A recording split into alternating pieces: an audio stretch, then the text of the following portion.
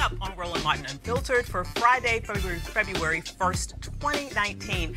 I'm Dr. Avis, in for Roland Martin, who has lost his voice this evening. So we hope you get well soon, Roland. First on tonight's show, New Jersey Senator Cory Booker announces that he's running for president. We've got complete coverage from his social media video to his mom, to his first interview on the Tom Joyner Morning Show, and a look back at his first run for mayor in his hometown of Newark, New Jersey.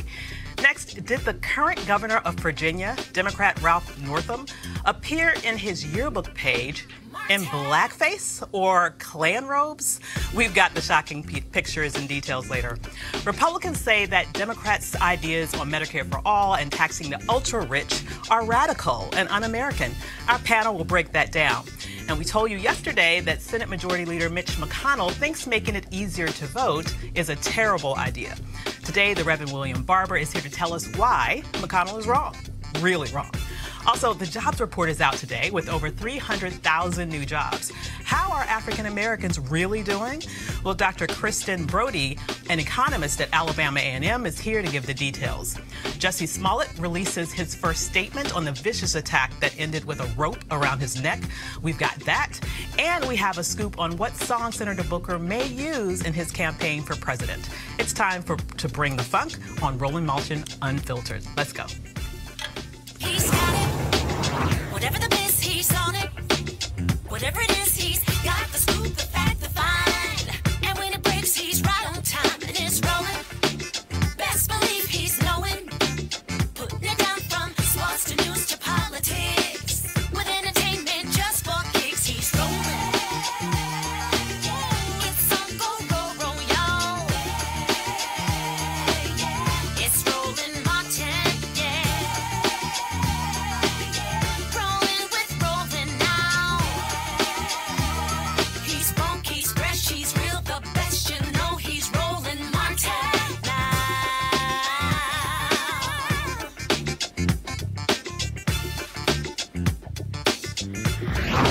Martin. New Jersey Senator Cory Booker announced this morning that he is running for president. He joins California Senator Kamala Harris, New York Senator Kirsten Gillibrand, Massachusetts Senator Elizabeth Warren, who will formally announce this weekend, and that's just the senators. There are four others who will be running as well. And specifically with Senator Booker, he put out some social media sort of information this morning. Let's take a look at the video that he released to the world right now. Oh, do we have it or do we not have it? Okay, so we don't have it. Well, we might come back to that. Let's take a look at some footage of him signing his candidate papers with his mother, Carolyn. Do we have that? Do we have anything with Cory Booker? Okay. All right, here I go. The paperwork is signed. Yay. I am official. Official for what, sir? Official for running for president. Okay. Can't take it back now. Somebody grab that before he rips it off. Ah, that's so sweet. Well, Booker announced on the very first day of Black History Month, and it's a good time to remember that a total of 10 African Americans have run for president, including Congresswoman Shirley Chisholm, Reverend Jesse Jackson, Alan Keyes, who was a Republican, Senator Carol Moseley Braun, Reverend Al Sharpton, businessman Herman Cain, Dr. Ben Carson, President Barack Obama, Senator Kamala Harris, and now Senator Cory Booker. The senator appeared on the Tom Joyner Morning Show just minutes after he sent out his social media video this morning, and it was his first interview after announcing. Senator Cory Booker, good morning. Good morning, Tom. It's such an honor to be on your show this morning. Oh, man, the honor's all mine. Roland? All right, Senator. I barely got a voice, but everywhere I go, people keep saying, is Senator Cory Booker going to run for president? The question is, sir, are you going to run for president in 2020? Well, I literally just pushed send on my tweet and Instagram accounts, but this is my first time saying it publicly. I wanted to come on this show, Tom, because of what you mean to so many people in this country. I want everybody to know that I am running for president of the United States of America, and just really excited to do so. We live in a nation where people are beginning to lose faith in what we can do together. Folks are feeling left out. Folks are feeling left behind. And I think too many people are beginning to think that the things that are tearing us apart are stronger than the things holding us together. I'm running for president to change that, to reignite our sense of what's possible, and reignite the moral imagination of what we can become together. I believe in this nation. As difficult as our past has been, we have always overcome. We've got a better future ahead of us if we come together, work together, stand together, and I believe, America, in the days ahead, we will rise. And that is why you are running for president. Exactly. This is the story of my life in many ways. From the time I was just coming out of law school, I ran to places where folks said things couldn't be done. From joining with some of the greatest tenant leaders in America here in the inner city of Newark to take on slumlords that people said couldn't be beat, we beat them. From joining with incredible folks in Newark and out of Newark, in a city that folks were demeaning and degrading and people were giving up to, we showed that this city could rise again, and we're now in our biggest period of economic development, of educational improvement. And even down in Washington, D.C., where Roland knows, a lot of people are cynical about what can be done.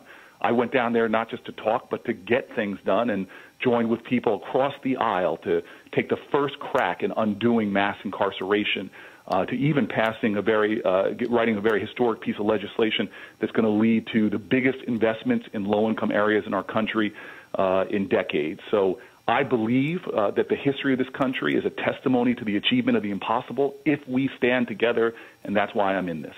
Senator Cory Booker, this is Sybil Wilkes, and my concern is about who I am as a black woman. And, of course, black women have been the backbone and the greatest supporters of the Democratic Party, not to mention our families and the nation. With a black woman already in the Democratic presidential race, what are you saying to black women and other women of color to get our support? Well, look, my life has been defined by black women. I was born to black parents. From my elders to even in my community. I always say I got my BA from Stanford, but my PhD on the streets of Newark. And anybody who knows our communities know that it's black women that often lead, sustain, nourish, and empower us.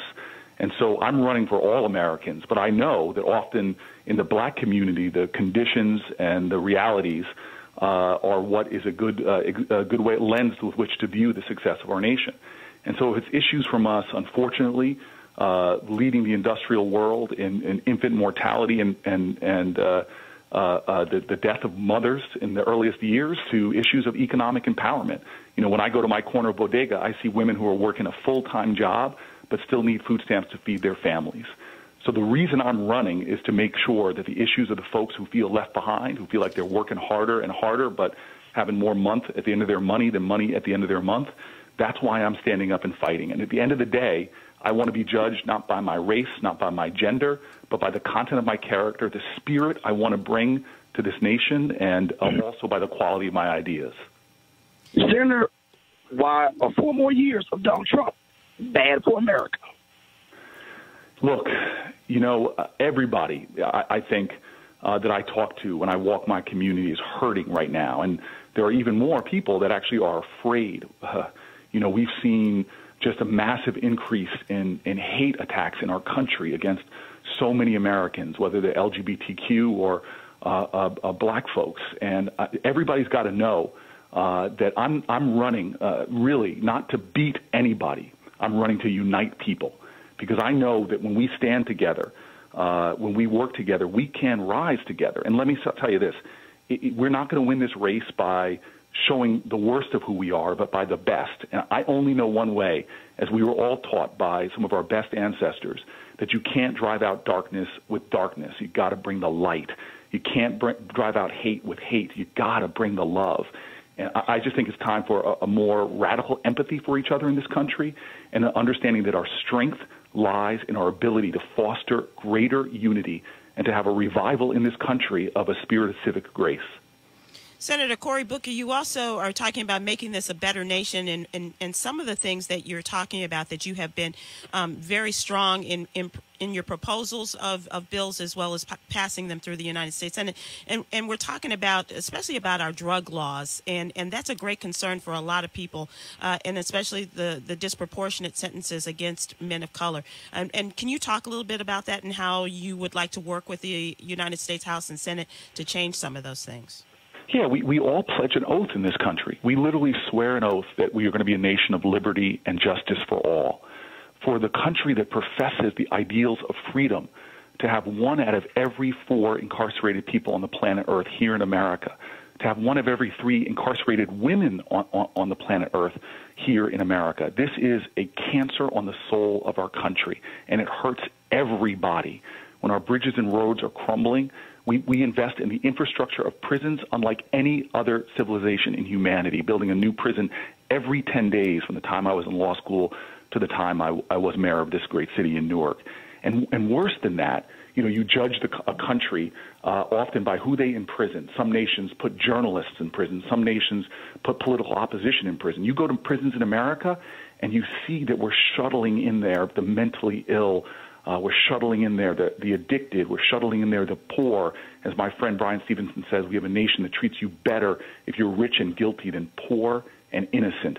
And overwhelmingly, as you said, we disproportionately incarcerate black and brown people. That has got to stop. It's hurting us all.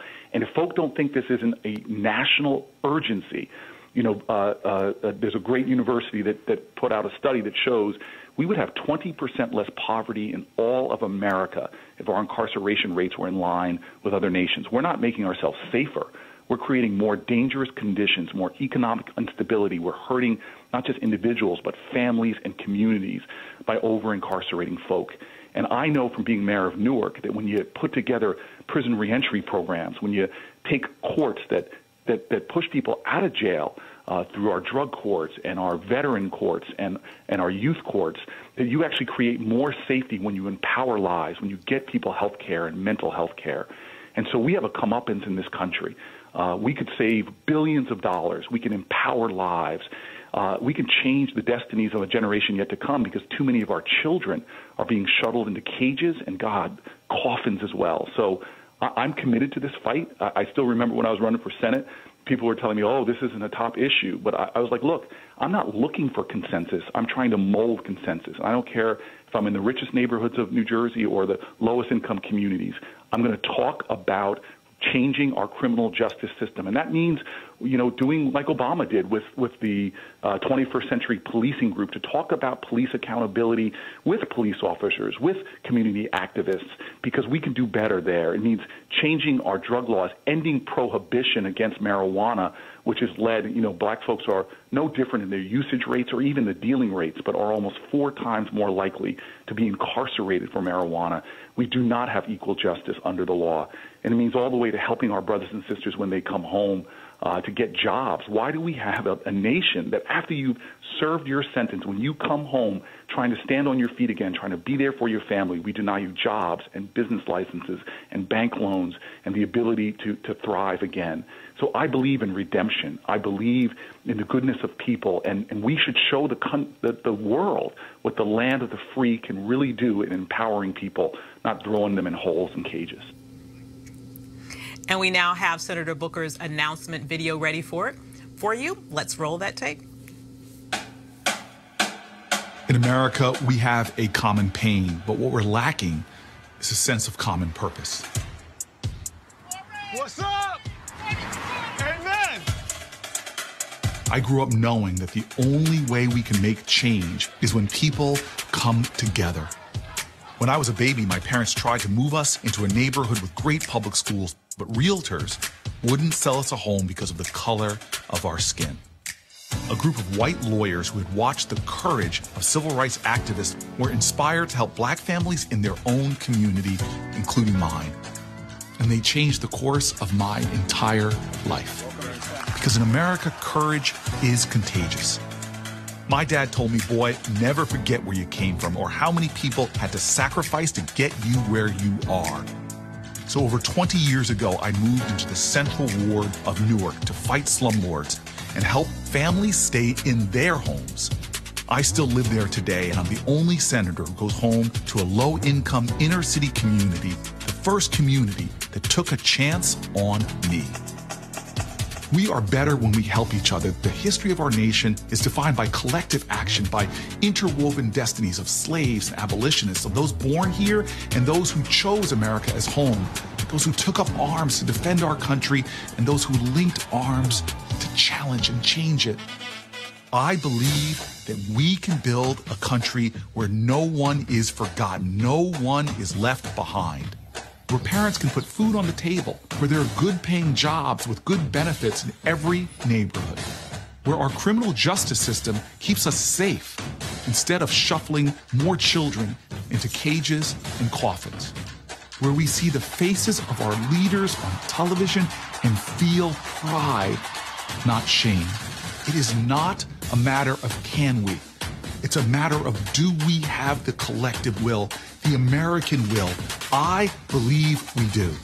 Together, we will channel our common pain back into our common purpose. Together, America, we will rise. I'm Cory Booker, and I'm running for President of the United States of America.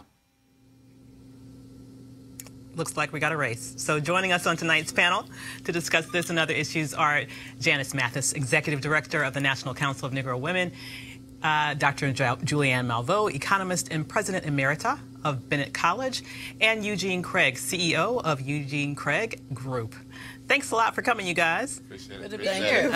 So what do you? It is a special edition. Things are heating up. So what do you think about Booker's announcement? I think that we're fortunate to have this deep bench of talent.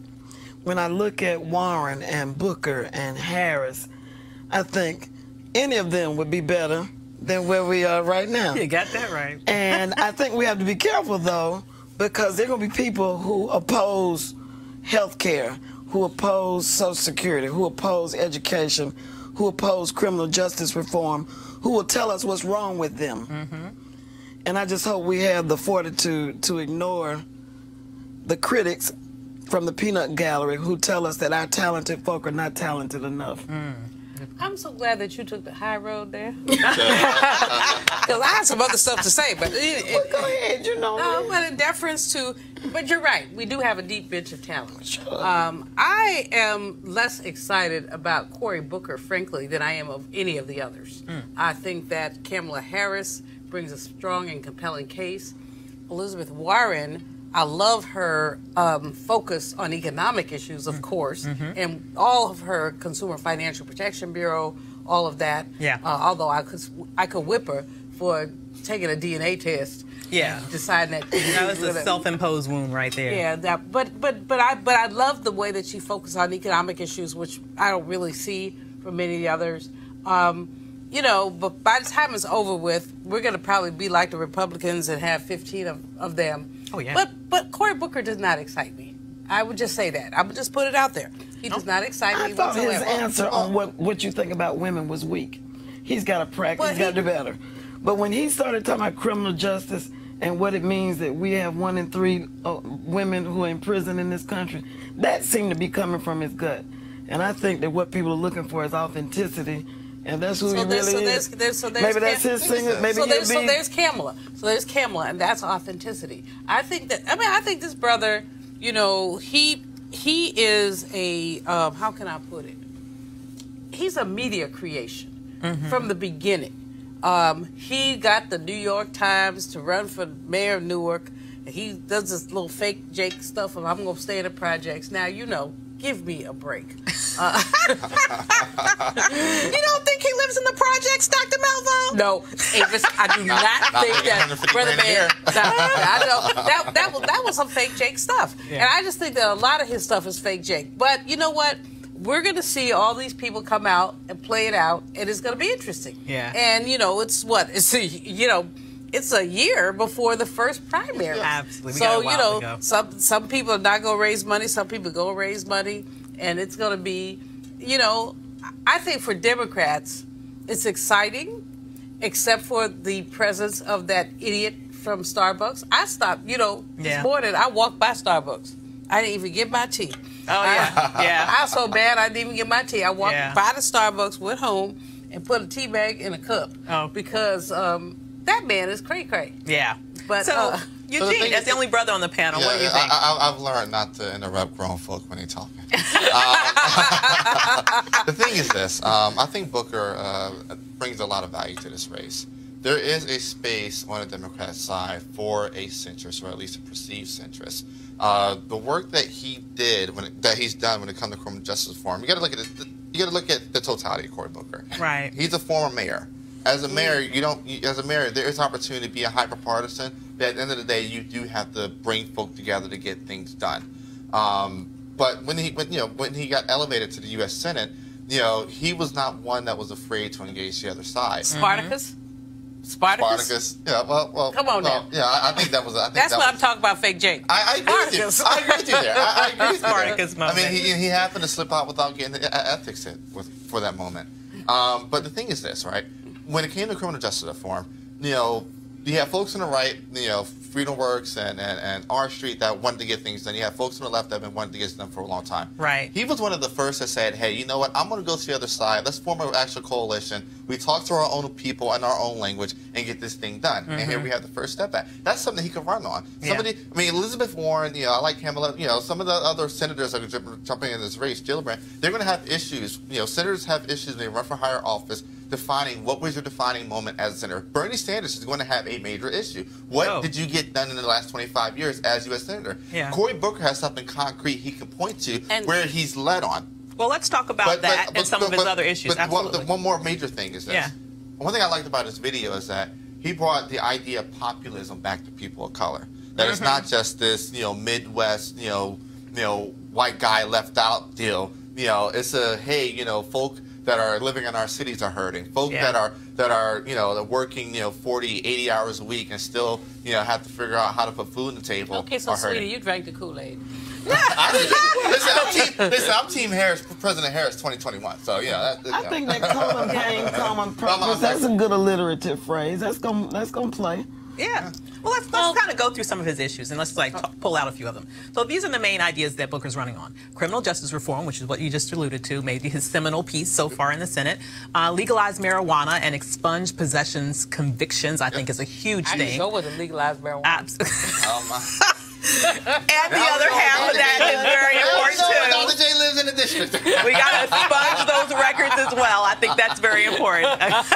Okay, Medicare. This is very critical here in terms of particularly the difference here between what he is saying and what Kamala kind of fell into the weeds with the other day, right? So he is arguing that we need Medicare open to all, but keep private insurance, all right? He's also arguing for housing tax credits for renters so that they get some similar sort of financial benefit from it in the same way that homeowners do. And he's also an advocate for baby bonds, which is an idea that every child that's born in America gets a $1,000 bond that would grow in value to $50,000 over time that would ultimately work towards in some way reducing the racial wealth. It won't reduce the disparity because everybody gets it. It's a universal program, but at least increase maybe some level of wealth among the African American community. And it will increase access for people, but it does not. But again, fake Jake. So it's going to reduce the wealth gap? No, it's not. It's not going to reduce the wealth gap. Universal if you give everybody $50,000, even Howard Schultz's children would get it, for example. Exactly. Even billionaires' children would get it. So, again, I think that there's some things that he's put on the table that are innovative. Right. Certainly the credit for renters is something that's really important because part of the wealth gap, actually, and if he had better sense, he would sort of hook that into closing the wealth gap. As in, because 42% of African Americans own homes compared to almost 70% of whites. Mm-hmm. So if you were able to say that you got a tax credit as a renter, that would reduce some aspect of the wealth gap and make it more accessible for people to purchase housing. Right. So I just don't see that that's something he could spin. Mm-hmm. It's something that economists, progressive economists would really, like me, would really sort of get into, but he hasn't not really spun that. I just find, I'm thinking back to 2016 and thinking back to his speech at the Democratic Convention. I just found it less than. So you're not in love with them. That's what I'm hearing. Not, honey, I didn't even like with them. You're not even in like with them. No. But whereas with Miss Kamala, you know, and she's my Bay Area homegirl, and very excited about what she's doing. And I'm excited, however, more about what's going on. In other words. Okay.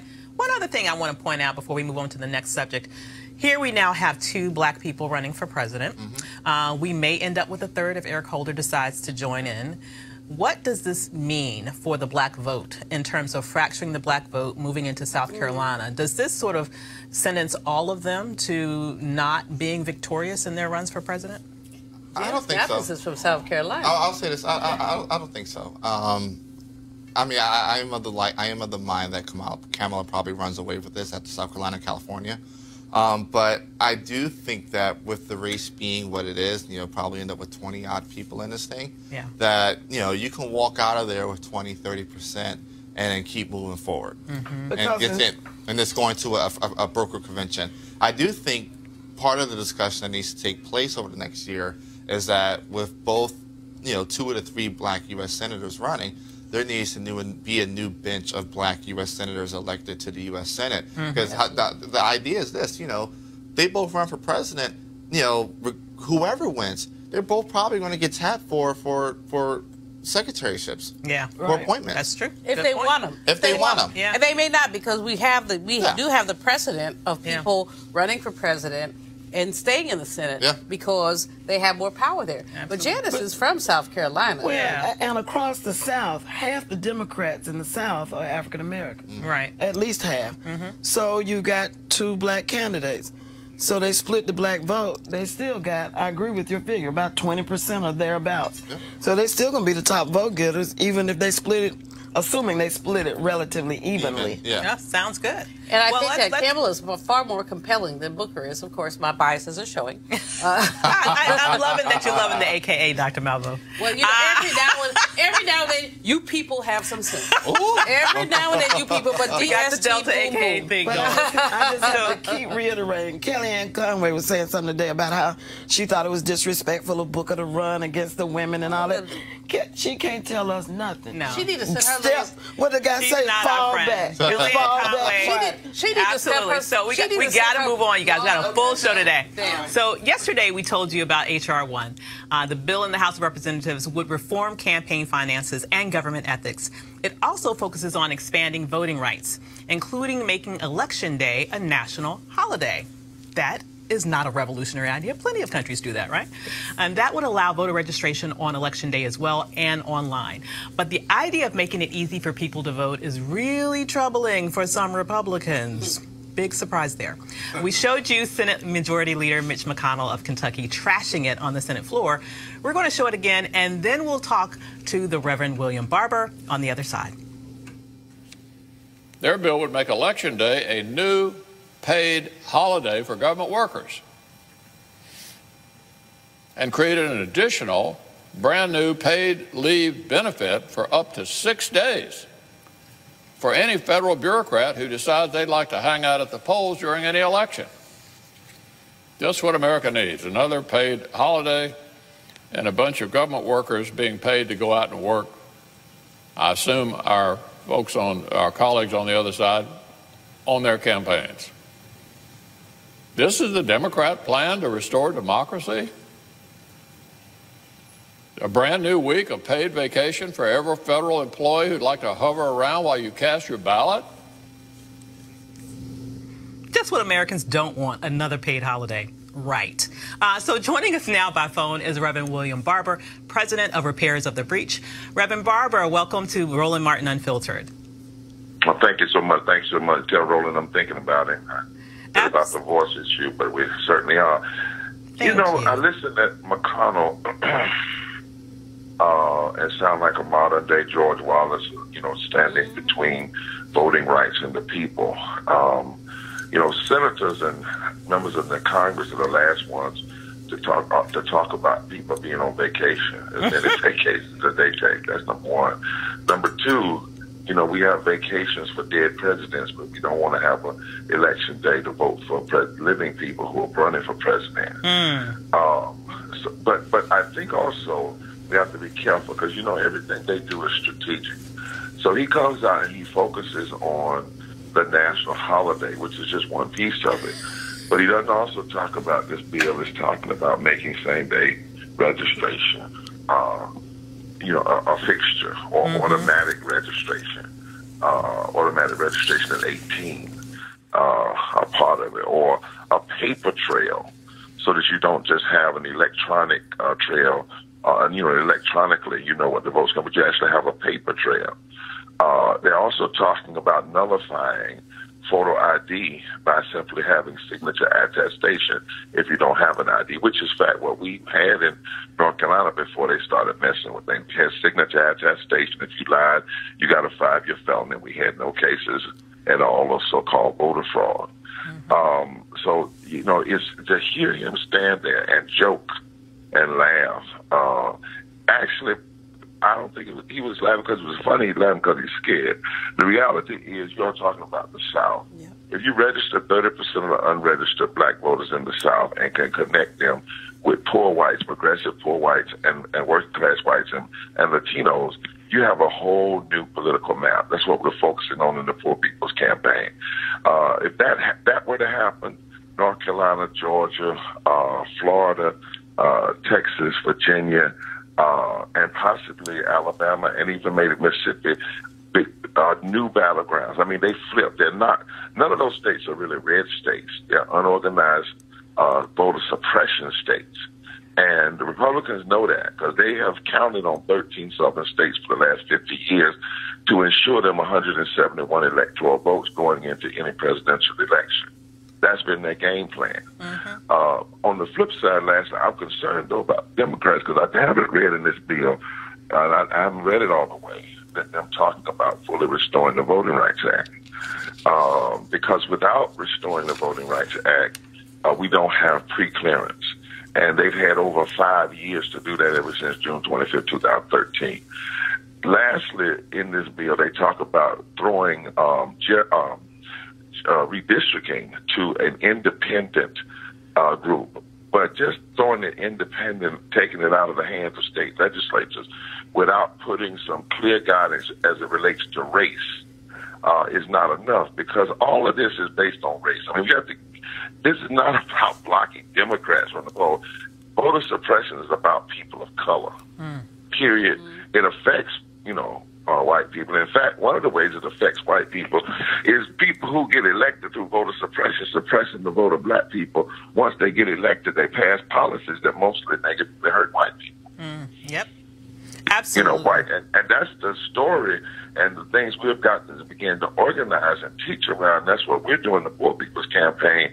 We're actually looking now at every district in the country, voting area, where just a 3 or 5% increase in the number of poor people voting and properly politicized could fundamentally change elections all across the board. So I'm glad to see this H1 bill. It is an omnibus bill. And I will say this on your show, my biggest prayer and thing I'm discerning is that Democrats are not doing this because they know that they're never going to get it through the Senate. You know, you see what I'm saying?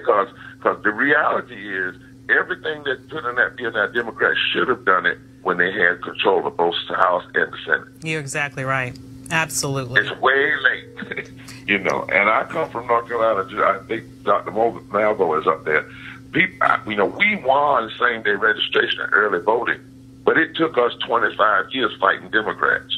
I hear you. Absolutely. You know what I'm saying? Absolutely. It took Democrats were in control. It took us 25 years. Now, everybody talks about what the Republicans have done now, or the extremists who call themselves Republicans, and how they, you know, they gutted voting laws after Shelby in North Carolina and all over the country. 26 states have passed voter suppression laws since 2010. Many have done it since 2013. But the reality is we had to fight Democrats for 25 years. And even in this recent election, look, we're doing some analysis now of not what did the voter suppression people do in Georgia and Florida and in Mississippi. But what didn't Democrats do? Yep. Come on, Rev. I'm telling you. Thank you so much for bringing that up. Did they really put the kind of troops in there with Stacey and Gillum early? Did they really support EPSI?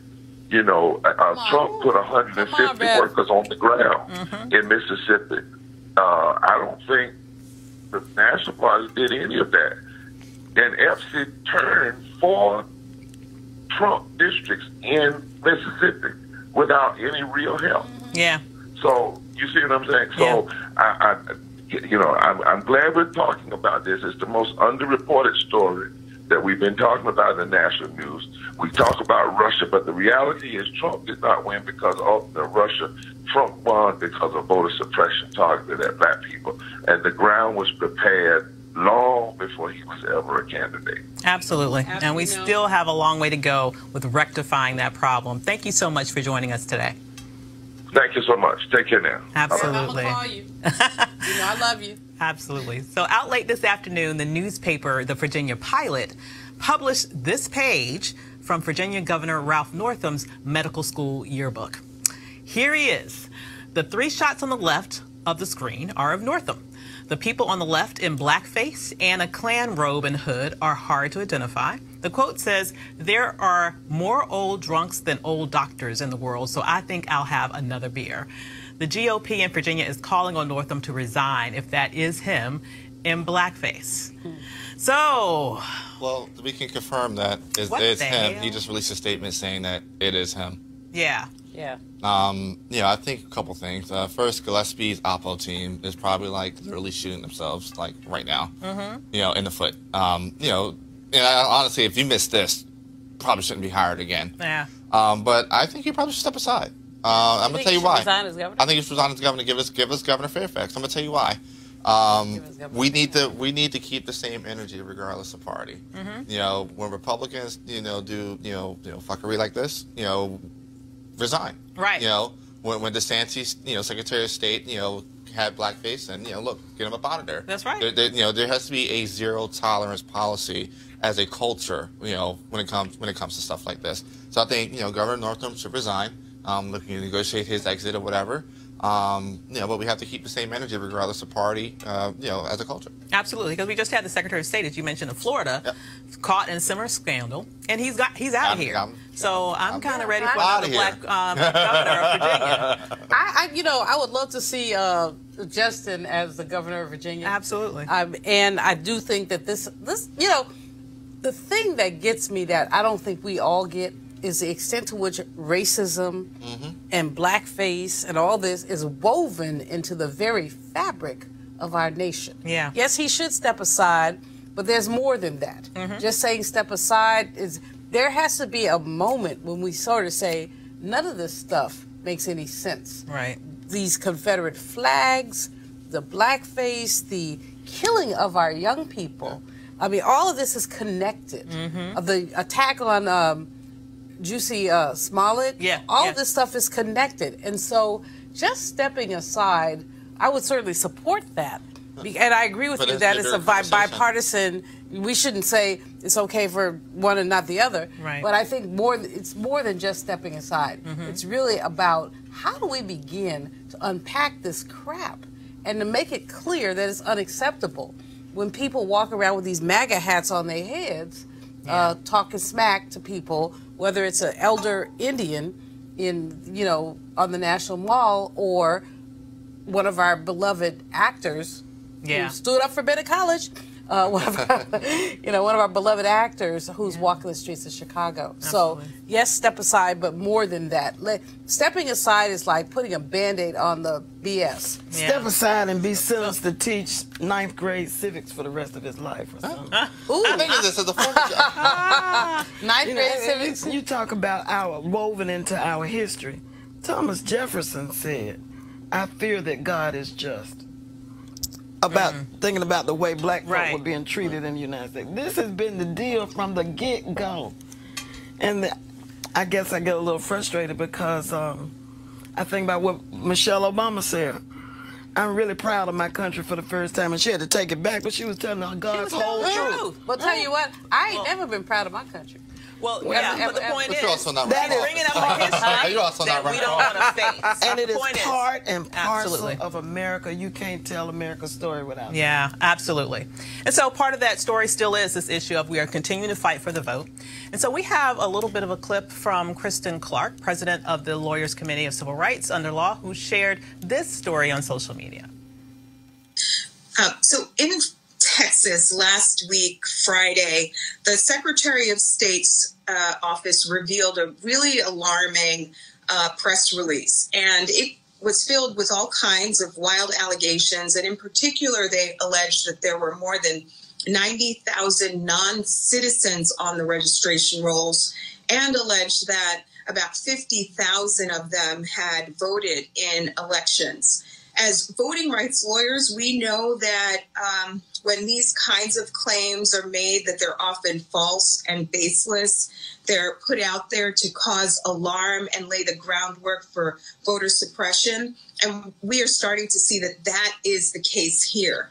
Ken Paxton, the Attorney General, threatened to prosecute any non-citizen that turned out to vote. But in the intervening days, what the state has done is they've given the list out to counties and said, we want you to review your rolls and begin a process that would purge or remove these people from the rolls. And already election officials around the state are pushing back and are saying, you're wrong. These people are citizens. In Texas, non-citizens are eligible to get driver's licenses, and many of them do that. Those licenses are good for 6 years, and indeed many of these people are people who became citizens over that time period. It was reckless and irresponsible for Texas to put out these numbers. They were retweeted by Trump over the weekend, and this is the ugly voter suppression that we're up against in this era in 2019. Officials who would irresponsibly put out false claims of vote fraud because they want to chill the vote. They want to push more restrictions that would make it harder for people to vote. It's important that we fight back against these efforts. And another reminder about why we need Congress to restore the Voting Rights Act now. Because since the Supreme Court cut out the heart of the Voting Rights Act in a brutal 2013 decision, we have seen officials in Texas and in other parts of the country racing forward with these ugly tactics time and time again that are all about locking people of color out of the ballot box. Sound familiar, you guys? Any quick reactions before we go to break? I remember seeing this come across over the last week or so, and I just thought it was absurd. The only voting rights, the only voter fraud that's been prosecuted has been prosecuted by Republican voters. People that have been registered Republican that actually voted for the Attorney General. Eugene, go away. Let's go away. What bothers me here is the extent to which ordinary voters have been tagged as illegal for any number of reasons. Right. And here in Texas, but in Texas, where, clearly you have a black-brown issue going on, you're really looking at some challenges. I think that that's why this H.R. 1 is so extremely important, and why Kristen's comments are just right on time. We need to restore the Voting Rights Act. It's not time to throw it away. We see basically shenanigans happening, and the shenanigans are about voter suppression. Absolutely. And I think, though, H.R. 1 still needs to be augmented to include more about the Voting Rights Act. Well, I think I may have a scoop for you, Avis. All right. There's going to be an H.R. 4 aimed squarely at restoring Section 4 of the Voting Rights Act. Excellent. And a dear friend of ours, Congresswoman Marsha Fudge, has been appointed chair of the elections. Just for the records. But she's not running for president. She don't need to run for president. She makes a difference wherever she is. I love her. She's been appointed chair of the elections subcommittee of House Administration, and she's convened a group of folk to give her advice and counsel. And there are going to be hearings in 10 cities around the country on why we need to restore the Voting Rights Act. So get your Get your stories together. That's what they're gathering evidence so that when they get to the Supreme Court, they'll have a story to tell about why we need Section 4 now. Yes. Excellent. HR 4, look out for it. HR 4. Okay. We got our marching orders. We need to support that. We'll be back in a minute. You want to check out Roland Martin Unfiltered? YouTube.com/Roland S. Martin. And subscribe to our YouTube channel. There's only one daily digital show out here that keeps it black and keep it real. It's Roland Martin Unfiltered. See that name right there? Roland Martin Unfiltered. Like, share, and subscribe to our YouTube channel. That's youtube.com/Roland S. Martin. And don't forget to turn on your notifications so when we go live, you'll know it. You want to support Roland Martin Unfiltered?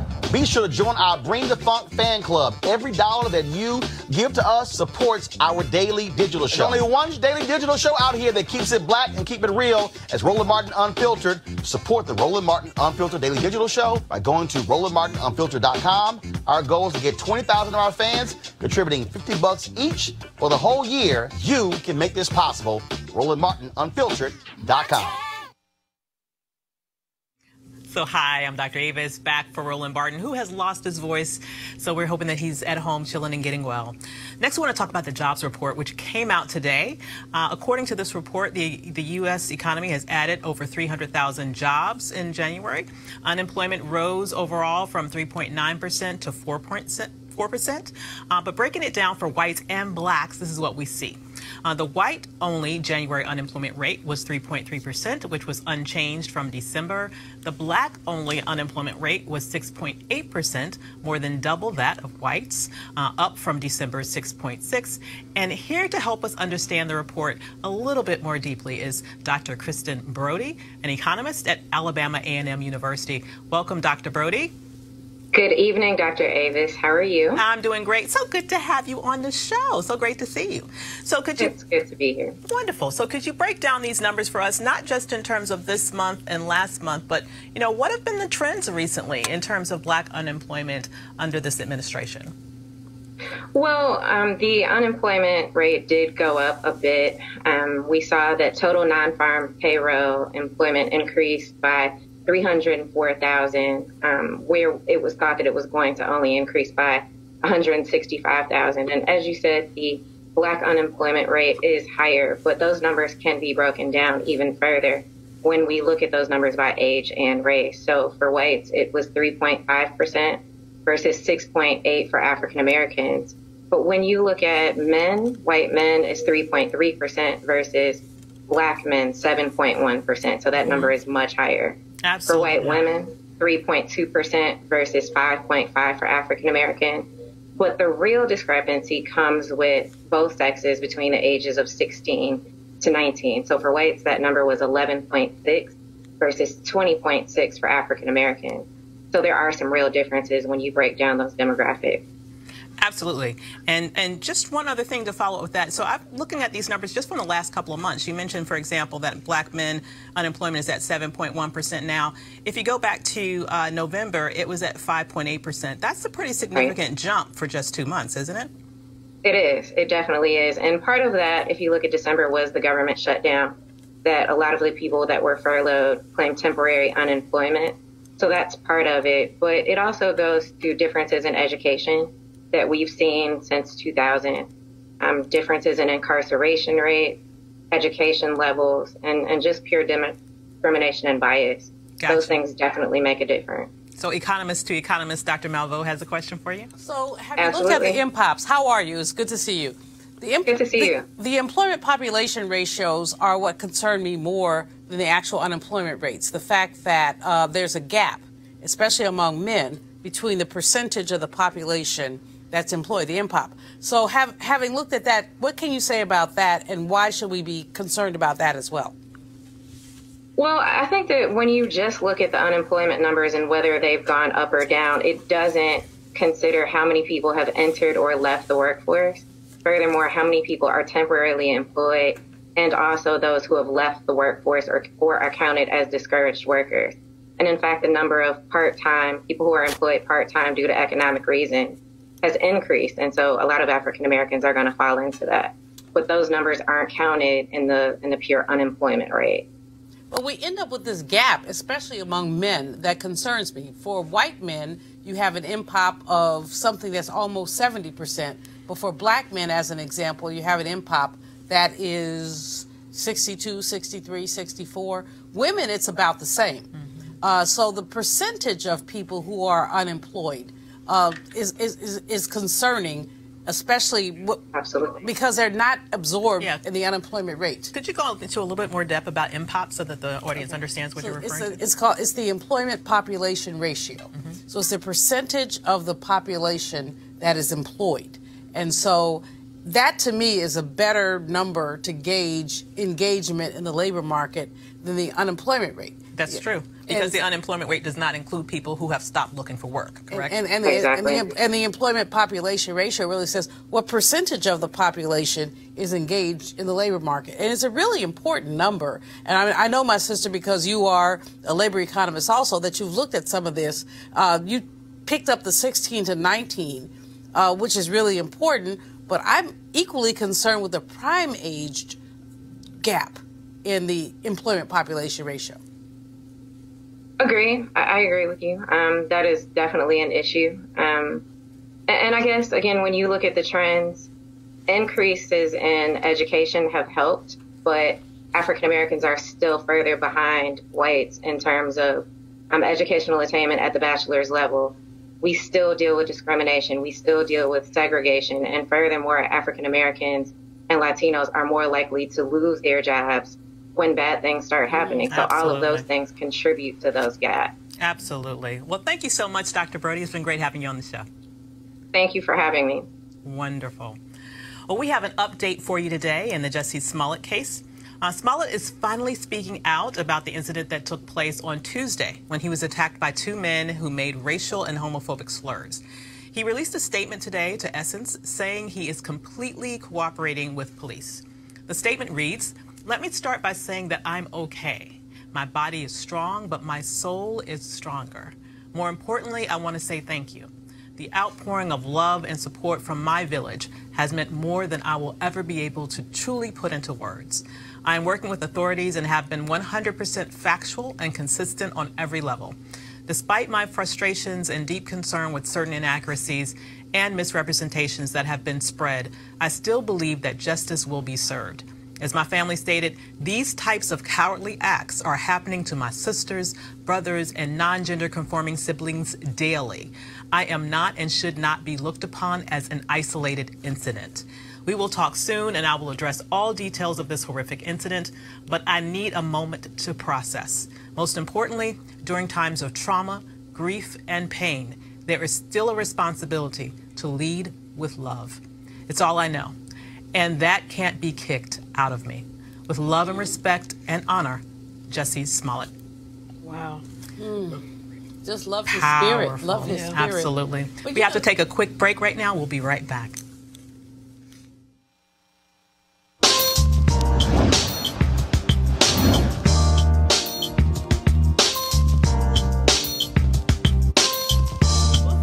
Cookman is located in Daytona Beach, Florida. It was founded in 1904, so this is HBCU Giving Day. Notable alumni include A. Philip Randolph, Yvonne Scarlett Colden, James Bush III, Rasheen Mathis, and Nick Collins. To support this HBCU, we're going to ask you to go to cookman.edu. We've been telling you also that Bennett College needed to raise $5 million by today. Well, the good news is they did it, fueled by a last-minute gift of $1 million from nearby High Point University. Wasn't that sweet? That's kind of cool. Here's the president of High Point announcing the gift. Dawkins, will you come up here for just a second? High Point University, ladies and gentlemen, on this evening wants the world to know that we're not going to let Bennett suffer in any way. We're going to see to it. The future looks bright. And so High Point University today is going to offer a challenge.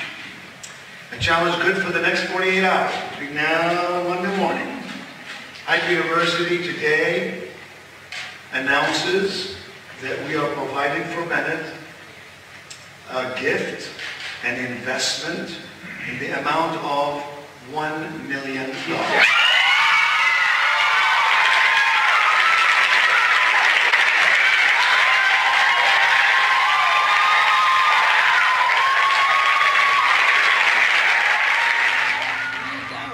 is so wonderful. He's such President a cool guy. Emerita. Yeah, and that's I got my blue on today for Bennett. Awesome. You know, if you see me without red or orange, something going on. So I was channeling Bennett, and Nito Cobain is just an amazing person. Wow. He was president at High Point when I was at Bennett, and he is just, you know, personally wealthy, but also done so much for his campus. Yeah. And has always looked into partnerships. So you know, I'm just grateful. That's beautiful. Just really grateful. And you know, there are about a dozen colleges in the area. Yeah. In the I forget what they call it, the Piedmont Triangle. Mhm. You know, the 5 or 6 in Greensboro. Then you've got High Point, and you've got you know, the other one, I forget. A&T? No. No. Well, I didn't forget. A&T's in Greensboro. Then you've got High Point. Then you've got one other town. And between them is a dozen. Right. And the presidents there tend to be very close. That's Meet good. once a year together, do dinner together.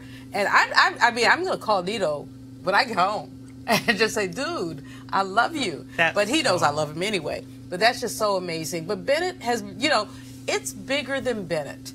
Bennett had the challenge of raising $5 million to go to Saks and say that we have the money. But that's a short-term issue. Yeah. The long-term issue is that none of our small HBCUs have the endowments that we need to have. Right. And that black people, you know, we have $1.3 trillion in the black community. Bennett needed $5 million. How come this couldn't have come from us? Yeah. How come we can't talk about embracing our institutions? Well, let me say that NCNW did do an appeal. Yes, you did. Social media appeal, and it was very successful. And so it was just a drop in the bucket, but Well, we Heather, did step we up. do. Every drop helps. It does help. And I do think that you're right. We need to invest more. But I do think a lot of people contributed to this need and answered that call. To everyone who answered the call, thank you. Absolutely. All right.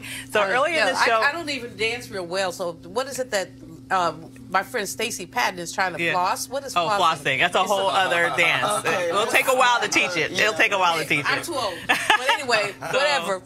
Earlier in the show, we heard the interview with Senator Cory Booker on the Tom Joyner Morning Show. Well, that was not all of it. Sybil Wilkes had this one last question. On a lighter note, Senator Cory Booker, you just mentioned President Obama. He had a pretty nice playlist. Do you have a theme song picked out for yourself already? Something off of your iPod, as it were? I want to tell you, I'm the hip-hop generation, and I give a lot of deference to that. But this last week, leading up to this day, all I've been listening to is gospel. Oh, okay. I know. The power of prayer is great, isn't it? Amen. Amen. Hallelujah. And what's the gospel song you're listening to most? You know what? Kurt Franklin has this great song called Stand. And we all know that through the storms and through the dark of night, we stand strong, we stand together, we will rise. Well, DJ Request is going to play it for you. And there's talk of Hillary running. You might want to get Ludacris on your list. Move, get out the way.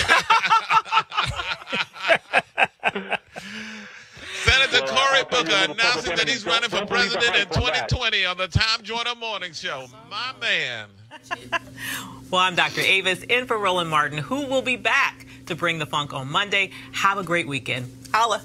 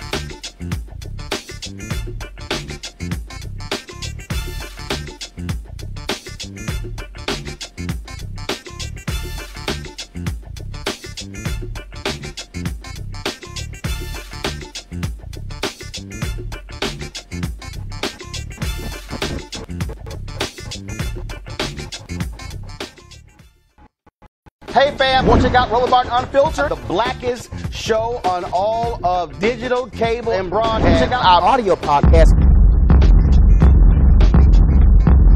There's only one daily digital show out here that keeps it black and keep it real. It's Roland Martin Unfiltered. Press play. You want to support Roland Martin Unfiltered?